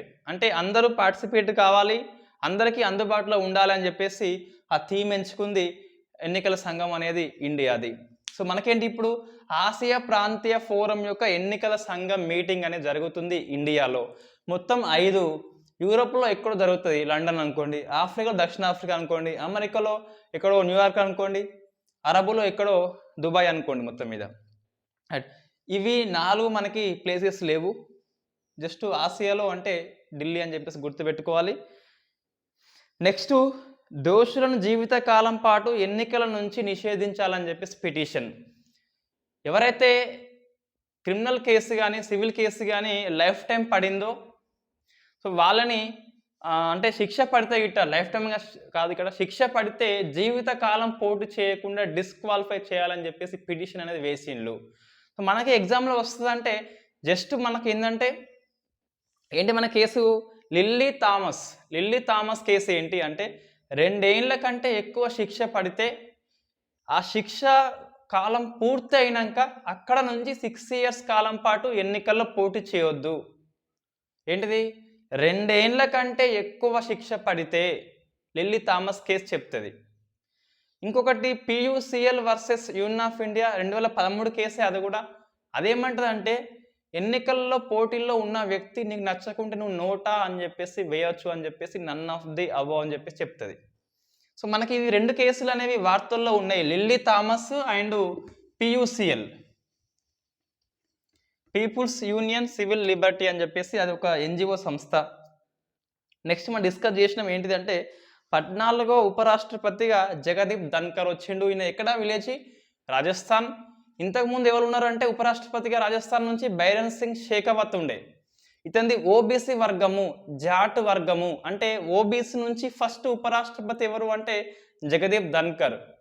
ప్రశ్న వస్తుంది మనకి, ఉపరాష్ట్రపతి కాకముందు ఏ పదవిలో ఉన్న వ్యక్తి అంటే పశ్చిమ బెంగాల్ గవర్నర్గా. ఇప్పుడున్న వ్యక్తి ఎవరు పశ్చిమ బెంగాల్కి అంటే గణేషన్ అని చెప్పేసి మణిపూర్కి పశ్చిమ బెంగాల్కి మధ్య ఉమ్మడి గవర్నర్ ఎవరు? గణేషన్ అని చెప్పేసి ఉన్నాడు మనకి. ఇతను ఎమ్మెల్యే పని చేసిండు, ఎంపీగా చేసిండు, మంత్రిగా చేసిండు, న్యాయవాదిగా చేసిండు. ఇతను న్యాయశాస్త్ర పట్టా ఎక్కడి నుంచి వచ్చింది అంటే రాజస్థాన్ విద్యాలయము. ఇతను ఉపరాష్ట్రపతి అయినాక తొలిసారిగా అంతర్జాతీయ కూటమి ఇతను కలుస్తుంది. అదే ఆసియన్ కూటమి. ఏంటిది? ఆసియన్ కూటమి. సో, మనకి రాష్ట్రపతికి ఏమో మొజాంబిక్ అని చెప్పేసి ఉన్నది కదా. సో, రాష్ట్రపతికి కలిసింది ఎవరు అంటే మొజాంబిక్ పార్లమెంటరీ సంఘం కలిస్తే ఉపరాష్ట్రపతిని ఆసియన్ కూటమి అనేది కలిసింది. మనకు తెలుసు మనకి మొత్తం 10 దేశాలు ఉంటాయని చెప్పేసి ఇది రైట్. నెక్స్ట్ ఏంటి అంటే ఇది అంతగా మనకు అవసరం లేదు. సో, యుతనేషియా. యుతనేషియా అంటే దీన్ని ఇంకేమంటాం అంటే మెర్సీ కిల్లింగ్ అని చెప్పేసి పిలుస్తాం. Mercy killing. ఇండియాలో ఒక వ్యక్తి క్రానిక్ ఫెటిగ్ సిండ్రోమ్తో బాధపడుతున్నాడు. క్రానిక్ ఫెటిగ్ సిండ్రోమ్ అని చెప్పేసి బాధపడి అతను ఆత్మహత్య చేసుకునేందుకు ఈ స్విట్జర్లాండ్ వెళ్దామని చెప్పేసి పాస్పోర్ట్కి అప్లై చేసుకుంటే అతని యొక్క ఫ్రెండ్ ఒక అమ్మాయి ఢిల్లీ హైకోర్టులో పిటిషన్ వేసింది. స్విట్జర్లాండ్కి వెళ్ళనివ్వద్దు, నా ఫ్రెండ్ చనిపోయేందుకే వెళ్తున్నాడు అని చెప్పేసి. మరి ఇండియాలో చనిపోరాదా అంటే నో. ఇండియాలో మనకి సో ఒకటి యాక్టివ్ ఉన్నది అండ్ పాసివ్ ఉన్నది. ఏంటి యాక్టివ్ పాసివ్ అంటే యుతనేషియా అంటే మెర్సీ కిల్లింగ్. నీకు వైద్య పరిస్థితి వచ్చినప్పుడు చంపుకోవడము 2 టైప్స్ ఉంటుంది. ఒకటి మనకి యాక్టివ్ అండ్ పాసివ్ అని చెప్పేసి. యాక్టివ్ అంటే ఏంటంటే ఒక డ్రగ్ ఇచ్చేసి చంపేయడము. పాసివ్ అంటే అతను బతికేందుకు ఏ వైద్యం అందిస్తున్నారో ఆ వైద్యాన్ని నిరాకరిస్తే, ఆ వైద్యాన్ని అందించకుంటే అదేంటిది మనకి పాసివ్ అని చెప్పేసి. ఈ మహేష్ బాబు సినిమా ఉంటుంది, ఆ సినిమా ఏంటో నాకు అర్థం కాదు. ఆగడు సినిమా లేకుంటే దూకుడో ఏమని చెప్తాం. ఆ సినిమాలు అన్నీ ఒక రకంగా ఉంటాయి, మహేష్ బాబు అన్నీ సేమ్ ఉంటాయి కాబట్టి ఆ మధ్యన మనకి గుర్తించలేము. మొత్తం మీద ఆగడు సినిమా ఆర్ దూకుడు సినిమా. ఈ మహేష్ బాబు వాళ్ళ తండ్రి ప్రకాష్ రాజు వచ్చేసి ఈ తీస్తే ఊపిరి తీస్తే చనిపోతాడు. అదేంటిది? ప్యాసివ్. అది అంటే వైద్యాన్ని అందించకుండా చనిపోతుంది, ప్యాసివ్ అంటాం. యాక్టివ్ అంటే ఒక డ్రగ్ ఇచ్చేసి చంపేయడము. సో మన ఇండియాలో ఏంటిది ఉన్నది అంటే సో మనకి అరుణా షాన్ బాగ్ కేసు అంటాం. అరుణా షాన్ బాగ్ కేసు 2011లో వచ్చింది. వాస్తవంగా కేసు పేరు అది కాదు, common cause versus union of India. Common cause అంటే ఒక ఎన్జిఓ సంస్థ అది. అరుణా షాన్ బాగ్ ఒక హాస్టల్ వార్డెన్, ఆమె నర్స్. ఆమె అక్కడ ఉన్న ఒక నైట్ వాచ్మెన్ ఈమె రేప్ చేస్తాడు. ఆమె కోమాలకు వెళ్ళిపోతుంది, 30 years కోమాలో ఉంటుంది. సో ఈమెకి ఈ యుతనేషియా ఈమెని చెప్పేసి ఈమె తరపున కామన్ కాజ్ సంస్థ సుప్రీంకోర్టుకి వెళ్తుంది. సో అరుణా షాన్ బేగ్ కేసుగా అది ఫేమస్ అయిపోయింది. వాస్తవం కేసు ఏంటి అంటే మనకి ఏది common cause versus union of India. ఆ కేసులో వెరీ ఫస్ట్ టైం ఇండియాలో పాసివ్ యుతనేషియా, పాసివ్ మెర్సీ కిల్లింగ్కి అనుమతి ఇచ్చింది.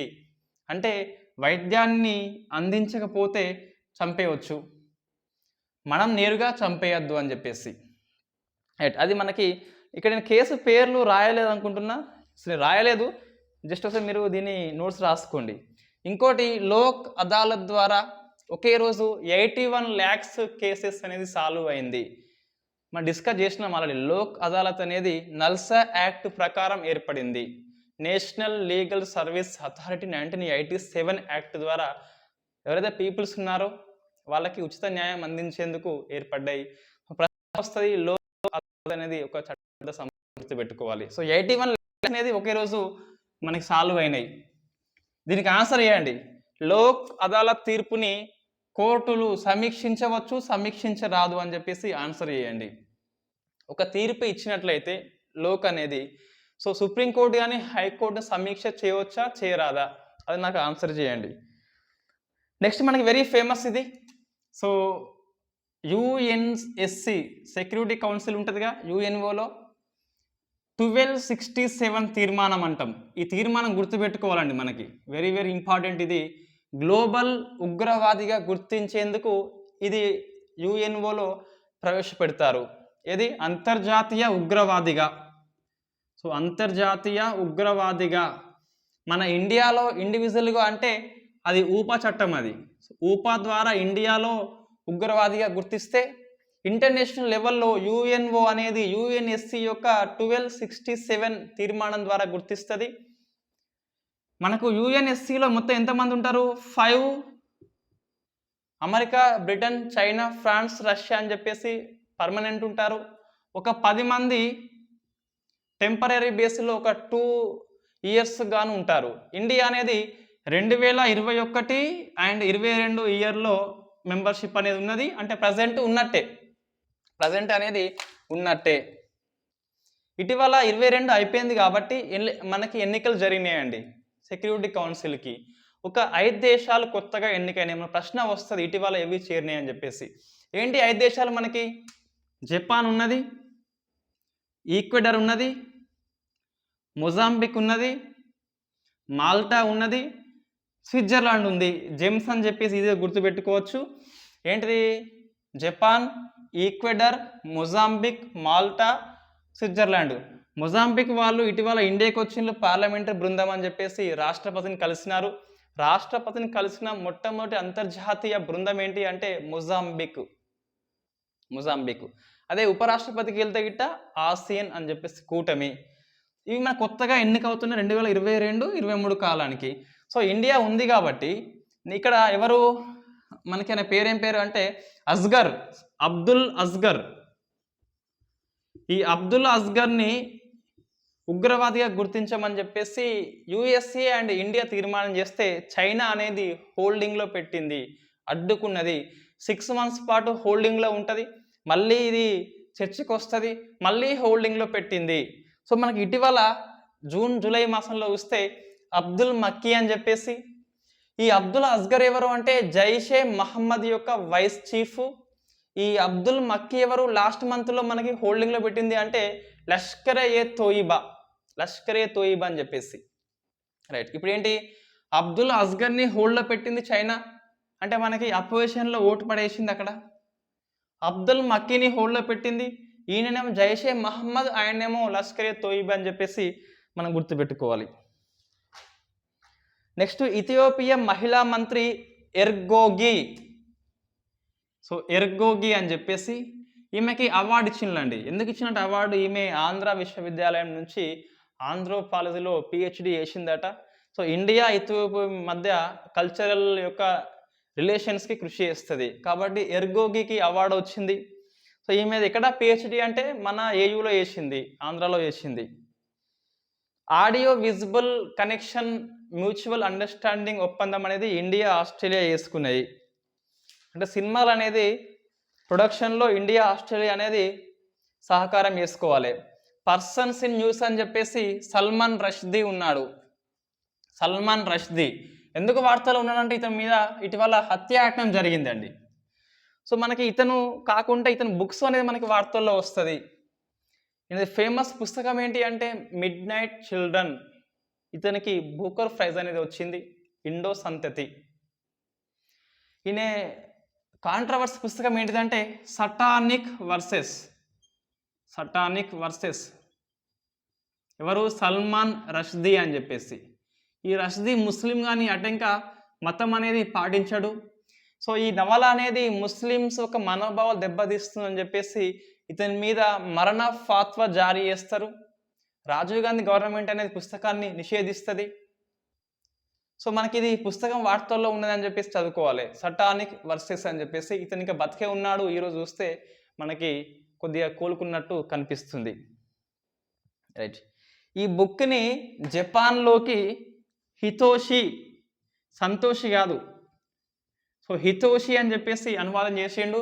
ఇతన్ని చంపేసిండ్లు, ఇతన్ని చంపేందుకు ట్రై చేసిండ్లు. ఈ పుస్తకాన్ని ఎవరు అనువాదం చేసినా చంపేస్తున్నారండి. నెక్స్ట్ రాకేష్ జున్జున్వాలా చనిపోయిండు. అన్ఫార్చునేట్లీ మనం డిస్కస్ చేసినాం ఆల్రెడీ. ఆకాశ ఎయిర్ అని చెప్పేసి తక్కువ కాస్ట్లో విమాన దాన్ని అందించేందుకు ముంబై నుంచి అహ్మదాబాద్కి ఫస్ట్ ఏరోప్లేన్ ఇటీవల పోయింది. ఎవరు? మన జ్యోతిరాదిత్య సింధియా స్టార్ట్ చేసిండు. ఈ రాకేష్ జున్జున్వాలా చనిపోయిండు. ఈయన సంస్థ ఏంటిది? ఆకాష్ ఎయిర్ అని చెప్పేసి గుర్తుపెట్టుకోవాలి. ఇతన్ని బిగ్ బుల్ అని చెప్పేసి పిలుస్తాం. స్టాక్ మార్కెట్లో వీళ్ళకి ఇతను ఫేమస్ కాబట్టి ఇండియా యొక్క వారెన్ బఫెట్ అని చెప్పేసి కూడా పిలుస్తాం. రైట్. మరొక 11 రామ్సార్ సైట్స్ అనేవి ఆమోదించినాయి. మరి ఇవన్నీ గుర్తుపెట్టుకోవాలన్నా? అన్ని సైట్స్ అంటే ఎస్ అవసరం. 2022లో మనకి మొత్తం మీద ఇంతవరకు ఒక 4 విడతలుగా రామ్సార్ సైట్స్ అనేది ఆమోదించబడింది. అన్నీ గుర్తుపెట్టుకోవాలి కంపల్సరీ. కనీసం నోటికి రాకున్నా ఎస్ ఈ రామ్సార్ సైట్ చూస్తే ఈ స్టేట్ అని చెప్పేసి గుర్తుపెట్టాలి కనీసం అయితే. 1971 ఇరాన్లోని రామ్సార్లో ఒప్పందం చేసుకుంటారు వెట్లాండ్స్ యొక్క ప్రొటెక్షన్ కోసం. 75లో అమల్లోకి వస్తుంది. 81లో ఇండియా సైన్ చేస్తుంది. ఇండియాలో ఫస్ట్ ఇది మనకి చిలక సరస్సు అని చెప్పేసి ఒడిశాలో ఉంటుంది ఫస్ట్ రామ్సార్ సైటు. అదున్న ఇంకోటి ఘనా అని చెప్పేసి పక్షి కేంద్రము రాజస్థాన్లో ఉంటుంది. ఇవి రెండు మనకి ఫస్ట్ రామ్సార్ సైట్స్. అతిపెద్ద రామ్సార్ సైట్ చూస్తే ఇండియాలో సుందర్ బన్స్ అని చెప్పేసి ఉంటుంది. చిన్నదేమో రేణుక అని చెప్పేసి ఉంటుంది. వరల్డ్ మొత్తం చూస్తే 175 సైట్స్ ఉన్నాయి. ఎక్కడ అంటే యూకేలో, ఇంగ్లాండ్లో 175 ఉన్నాయి. విస్తీర్ణం పరంగా చూస్తే బొలివియా అని చెప్పేసి ఉన్నది. సో మన ఇండియాలో చూస్తే ఇంతవరకు మనకి యూపీ ఉండే కదా, ఇప్పుడు ఎక్కువ సైట్స్ చూస్తే మనకి తమిళనాడు అయిపోయినాయి. మొత్తం 14 అయిపోయినాయి. తమిళనాడు 14 అయిపోయినాయి. ఆ 14లో రీసెంట్లీ మనకు ఒక 12 దాకా మనకి రీసెంట్లీ వచ్చినాయి. ఇది మనకి కొద్దిగా డాటా అనేది. సో మనకి 2022లో రామ్సార్ సైట్స్ అనేది ఒకటేమో ఫిబ్రవరి 2న వెట్లాండ్ డే అని చెప్పేసి ఉంటుంది కదా, ఆ రోజు ఒక 2 గుర్తించిండ్లు. ఈజీగానే గుర్తుపెట్టుకోవచ్చు 2. నెక్స్ట్ మనకి జూలై మాసంలో ఒక 5 వచ్చినాయి. 5 గుర్తుపెట్టుకోవాలి కొద్ది వరకు ఈజీ. ఆగస్టు దాంట్లో ఫస్ట్ వీక్లో 10 గుర్తించిండు ఒకేసారి. ఇప్పుడెన్ని ఆగస్టు ఈ 14 నాడు చూస్తే 11. సో మొత్తం చూస్తే 75 రామ్సార్ సైట్స్ ఇన్ ఇండియా. 75లో 21, 26, 28 కూడా ఈ 22లో వచ్చినాయి. సో ఒక ఇయర్లో అత్యధిక రామ్సార్ సైట్స్. ఇది ఆగస్టు మాసం, ఇంకా 4 మంత్స్ ఉన్నది. ఇంకా ఎన్ని వస్తే అన్ని గుర్తుపెట్టుకోవాల్సి ఉంటుంది. ఒక్కసారిగా మనకి ఇన్ని వచ్చి పడ్డాయి. ఎస్ మనం 28 గుర్తుపెట్టుకోవాలంటే కంపల్సరీ గుర్తుపెట్టుకోవాలి స్టేట్తో సహా. సో మనం ఫస్ట్ చూస్తే ఇవి 2 ఎప్పుడు మనకి కిజాడియా అంటాం. సో కిజాడియా అని చెప్పేసి ఎక్కడ ఉంది? కిజాడియా అంటే మనకి గుజరాత్లో ఉంది. నెక్స్ట్ బకీరా అంటాం. సో బకీరా ఎక్కడ ఉంది? మనకి ఇది యూపీలో ఉంది. సో బకీరా అని చెప్పేసి ఈ సెకండ్ మనకి సుల్తాన్పూర్లో హర్యానాలో మనం మీటింగ్ పెట్టుకుంటాం ఎప్పుడు ఈ వెట్లాండ్ డే అని చెప్పేసి. అప్పుడు 2 కొత్తగా ఆమోదించబడింది. నెక్స్ట్ 5 అండి. ఈ 5లో మనకి తమిళనాడులో మొత్తం మనకి 3 ఉన్నాయి. కిరికిలి అంటాం. సో కిరికిలి. నెక్స్ట్ పల్లై కిరణై. సో పల్లై కిరణై, పిచ్చవరము అండ్ పాలాన్. ఇవి 3 ఎక్కడ ఉన్నాయి? మనకి తమిళనాడులో ఉన్నాయి. నెక్స్ట్ సాక్యసాగర్. సాక్యసాగర్ అని చెప్పేసి ఇది మనకి మధ్యప్రదేశ్లో ఉంటుంది. నెక్స్ట్ పాలా అని చెప్పేసి మిజోరంలో ఉంటుంది. అది. సో మనకి 5 వచ్చినాయి. 5 గుర్తుపెట్టుకున్నాం మనం ఆల్రెడీ. నెక్స్ట్ ఈ 10లో మళ్ళీ మనకి తమిళనాడుయే 6 ఉంటాయి మళ్ళీ. అది ఎందుకని మొత్తం 6 ఉంటాయి. ఈ 6 ఇవి 3 9 మనకి ఇక్కడనే వచ్చినాయి మొత్తం మీద. చూస్తే ఏంటి ఆరు అవి ఒకటేమో చూస్తే ఉదయ మార్తండవరము, ఉదయ మార్తండపురము ఒకటి, వేదాతంగల్, వెల్లోడి, వెంబనాడి, next Koonthankulam, next Gulf of Mannar. So ఆరోది గల్ఫ్ ఆఫ్ మన్నార్. ఇవి 6 మనకి తమిళనాడులో ఉంటాయి. ఇంకొక 4 ఏంటి అంటే మనకి ఒడిశాలోని సిత్కోసియా అని చెప్పేసి ఒడిశాలో, గోవాలోని మనకి నందా అని చెప్పేసి ఉంటుంది, మధ్యప్రదేశ్లోని సిర్పూర్ అని చెప్పేసి ఉంటుంది, సో కర్ణాటకలోని రంగన్తిట్టు అని చెప్పేసి ఉంటుంది. సో మొత్తం మనకి ఇవి 6, 7, 8, 9, 10 పక్కా గుర్తుపెట్టుకోవాలి. కష్టపడండి, ప్రాక్టీస్ చేయండి, గుర్తుపెట్టుకోండి, ప్రశ్న అయితే వస్తుంది. ఇన్ని చదివినాక రాకుంటే రాలేదు అనొద్దు. సో మనకి వచ్చేందుకు అవకాశం ఉంటుంది. 32nd ఎలిఫెంట్ రిజర్వ్ మనకి ఏంటి అంటే ఇన్ఫ్యాక్ట్ అగస్త్య మలై గుర్తుపెట్టుకోవాలి. సో మనకి మొత్తం 11లో ఇవి తమిళనాడు మళ్ళీ మనకి 4 ఉన్నాయండి, 4 ఉన్నాయి. ఇవి ఎన్ని? ఇవి 3, ఇవి 6, 9, 4 ఎన్ని? మొత్తం 13 ఇప్పుడే వస్తే అంతకుముందు ఒకటే ఉండే. మొత్తం మీద లాస్ట్కి అయితే 14 రామ్సార్ సైట్స్తోని నేడు తమిళనాడు అనేది అగ్రస్థానంలో ఉన్నది. సో 4 ఏంటి అంటే చూస్తే వాటి పేర్లు 4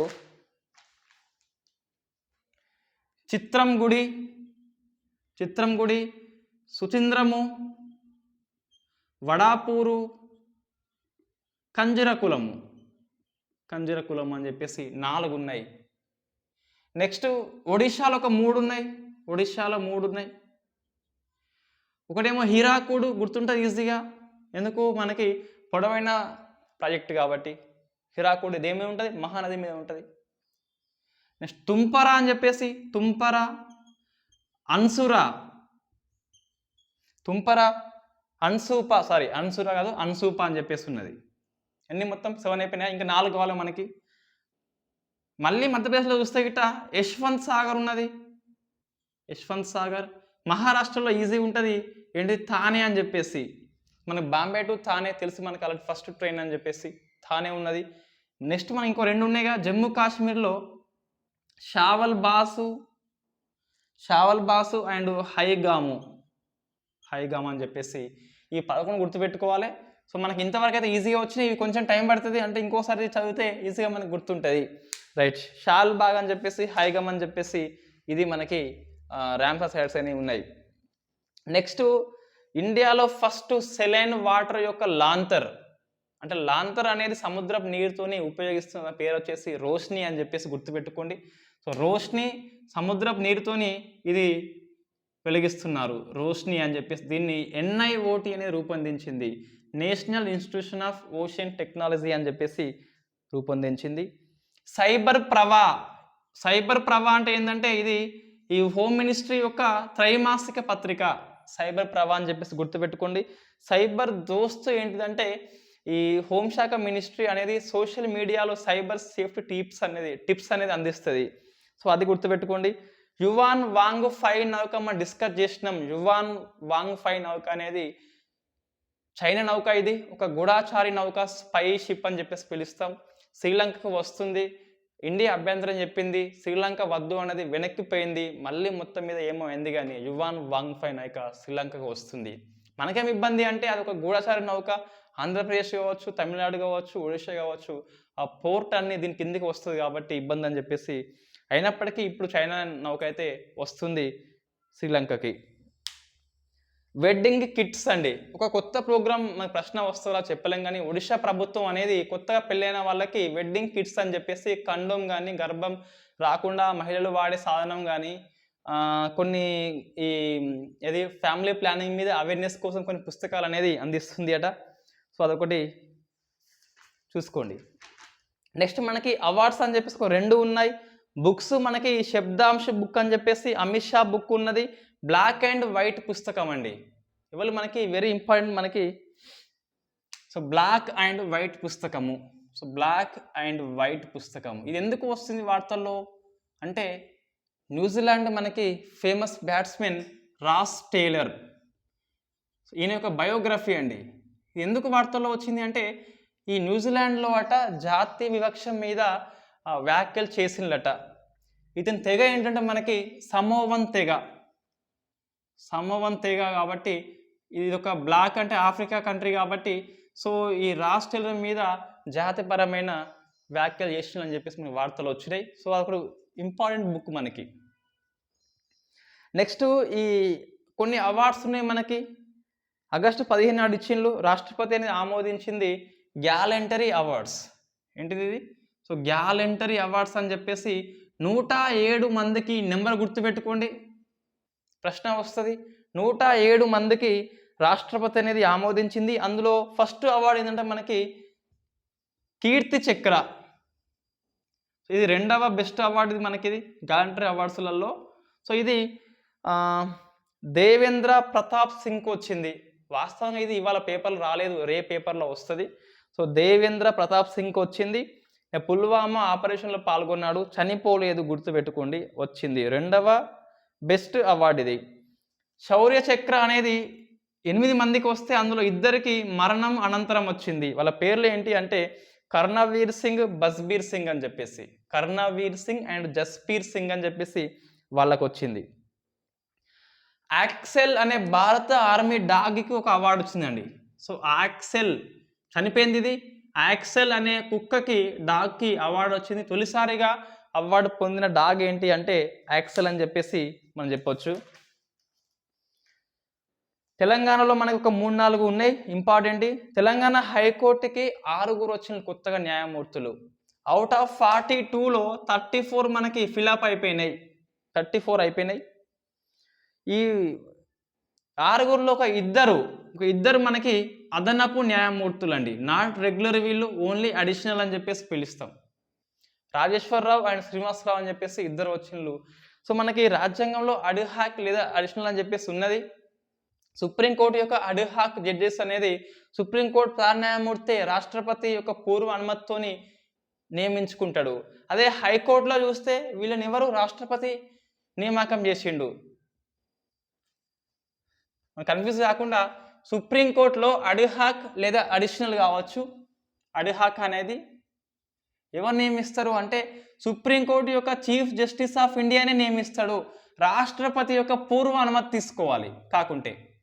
అదే హైకోర్టుకి వస్తే హైకోర్టు యొక్క అడ్హాక్ లేదా అడిషనల్ అనేది ఎవరు రాష్ట్రపతి నియమిస్తాడు కాకుంటే కొలిజియం యొక్క పూర్వ అనుమతి తీసుకోవాలి. కొలిజియం మీన్స్ సుప్రీంకోర్టు యొక్క సిజేఐ అనుమతి తీసుకోవాలి. ఉల్టా సుప్రీంకోర్టులోనేమో సిజేఐ పూర్వానుమతి రాష్ట్రపతి, హైకోర్టులేమో రాష్ట్రపతి పూర్వానుమతి ఏమో సిజేఐ అని చెప్పేసి ఉల్టా ఉంది, మనం అధ్యయనం చేయాల్సి ఉంటుంది. సో వీళ్ళ పదవీకాలం ఎంత అంటే 2 years. జనరల్గా మనకి సుప్రీంకోర్టు యొక్క విరమణ వయస్సు 65 ఏళ్ళు, హైకోర్టుకి వస్తే 62 కదా. ఇవి పూర్తి కాకుంటే 2 ఏళ్ళు అయినాక వాళ్ళని దాదాపుగా రెగ్యులర్ న్యాయమూర్తులుగా కంటిన్యూ చేస్తారు ఎక్కువ సార్లు. నెక్స్ట్ తెలంగాణ ఈ కేసీఆర్ న్యూట్రిషన్ కిట్ అని చెప్పేసి కొత్త స్కీమ్ వచ్చిందండి. కేసీఆర్ న్యూట్రిషన్ కిట్ బిడ్డ పుట్టక ముందు గర్భంలో ఉన్నప్పుడు 3rd monthలో 6th monthలో కేసీఆర్ న్యూట్రిషన్ కిట్ అని చెప్పేసి ఇస్తారట. ఇది మన దసరా నుంచి స్టార్ట్ అవుతుంది అని చెప్పేసి ఒక 9 జిల్లాల్లో స్టార్ట్ అవుతుందని చెప్పేసి మనకి హరీష్ రావు చెప్పిండు. దానిలో ఏమేమి ఉంటాయి అంటే న్యూట్రిషన్ మిక్స్డ్ పౌడర్, హార్లిక్స్ అనేది ఒక 2 కిలోలు ఇస్తారట. హార్లిక్స్ అనేది సో 2 కిలోలు అంటే హార్లిక్స్ అంటే ఏంది మొత్తం చక్కెర బొక్కినట్టే. సో మనకి న్యూట్రిషన్ అనేది అదొకటి. ఖర్జూర కిలో ఇస్తారట, నెయ్యి 1/2 కిలో ఇస్తారట, ఐరన్ సిరప్ 3 ఇస్తారట బాటిళ్ళు. సో 1 కప్ అనేది ఇస్తారట. బిడ్డ పుట్టినాక కేసీఆర్ కిట్. నెక్స్ట్ ఈ 44th చెస్ ఒలింపియాడ్ అని చెప్పేసి మన ఇండియాలో జరిగింది, చెన్నైలో జరిగింది, మనం డిస్కస్ చేసినాం ఆల్రెడీ. దీని యొక్క మస్కట్ అనేది ఏముంటుంది, తంబి అని చెప్పేసి ఒక తెల్ల పంచె కట్టుకున్న గుర్రం అనేది ఉంటుంది, తంబి అని చెప్పేసి. తొలిసారిగా చెస్ ఒలింపియాడ్లో టార్చ్ రీలే అనేది ఇక్కడే స్టార్ట్ అయింది, ఇంతకుముందు లేదు. ఇక మీదట ప్రపంచంలో ఎక్కడ చెస్ ఒలింపియాడ్ జరిగినా టార్చ్ రీలే స్టార్ట్ అయ్యేది ఇండియా నుంచే. ఈ చెస్ సమైక్యకి ఇటీవల మన ఇండియన్ విశ్వనాథన్ ఆనంద్ ఉపాధ్యక్షుడిగా ఎన్నికైండు. మొత్తం మీద మనం ఫలితాలు చూస్తే గిట్ట ఓపెన్ కేటగిరీ అని చెప్పేసి ఉన్నది, ఉమెన్ కేటగిరీ ఉన్నది. ఓపెన్ కేటగిరీలో ఉజ్బెకిస్తాన్కి స్వర్ణం వచ్చింది, ఆర్మేనియా రజతం వస్తే ఇండియా బి టీంకి కాంస్యం వచ్చింది, కాపర్ వచ్చింది, సరే బ్రాంజ్ వచ్చింది. ఉమెన్ చూస్తే ఇట ఉక్రెయిన్కి గోల్డ్ వస్తే, జార్జియాకి సిల్వర్ వస్తే ఇండియా మహిళల టీంకి టీంకి బ్రాంజ్ వచ్చింది. బెస్ట్ ప్లేయర్గా ఓపెన్ కేటగిరీలో డేవిడ్కి వస్తే ఉమెన్ కేటగిరీలో ఒలివియాకి వచ్చింది. రైట్, ఇదంతా మనకి ఉన్నది, సరే చూసుకోండి అది. నెక్స్ట్, రష్యాను ఉగ్రవాద దేశంగా లాత్వియా దేశం అనేది పార్లమెంట్ అనేది ఆమోదించింది, అదొక అంశం ఉన్నది. సో ఇవి మనకి ఆగస్టు 11 నుంచి 15 వరకు మొత్తం అన్ని అంశాలు ఎక్స్ప్లెయిన్ చేసినాము. ఇంకా కొన్ని అంశాలు ఏంటి అంటే అవార్డ్స్ ఉన్నాయి మనకి, అవి ఒకటి చదువుకోండి. తెలంగాణ అంశాలు ఒక 3 ఉన్నాయి, అవి ఈజీగా గుర్తుంటాయి. నెక్స్ట్, ఈ ఇండిపెండెన్స్ డే సందర్భంగా కొన్ని రికార్డ్స్ కోసం కొంతమంది పనులు చేసిండ్రు. ఏం పనులు అంటే, రాజస్థాన్లో పాఠశాల విద్యార్థులు 1 కోటి మంది విద్యార్థులు గీతాలాపన చేసిండ్రు. నిన్న రాష్ట్రపతి ప్రసంగంలో కన్నడ కవి కువెంపు కవితను చదివింది. కువెంపు కవిత అని చెప్పేసి ఉంటుంది. మన ఎముకల మీద పుడుతుంది కొత్త భారతదేశపు గొప్ప కథ అని చెప్పేసి ఒకదాన్ని కవిత్వం చదివింది ఆమె. అంతరిక్షం నుంచి మనకి సమంత శుభాకాంక్షలు చెప్పింది. అంటే మన సమంత కాదు, ఈమె అమెరికా సమంత క్రిస్టోఫరెట్టి అని చెప్పేసి ఉన్నది. మంచిర్యాల బెల్లంపల్లిలో 25,000 మందితోని జాతీయ గీతం అనేది ఆలాపన చేసిండ్రు. చండీగఢ్లో విద్యార్థులు ఎగురుతున్న జెండా ఆకృతిలో నిలబడి గిన్నిస్ బుక్లో స్థానం సంపాదించిండ్రు. సో ఇవంతా మీరు అధ్యయనం చేసుకోండి, ఈజీగానే ఉంటాయి. రైట్, రేపటి నుంచి కరెంట్ అఫైర్స్ అనేది పెండింగ్ లేకుండా డైలీగా క్లాస్ అనేది అప్లోడ్ చేద్దాం. దీంతోపాటు ఇండియన్ హిస్టరీ నేను స్టార్ట్ చేస్తున్నా, తెలంగాణ హిస్టరీ కంటిన్యూ అవుతుంది. Thank you very much.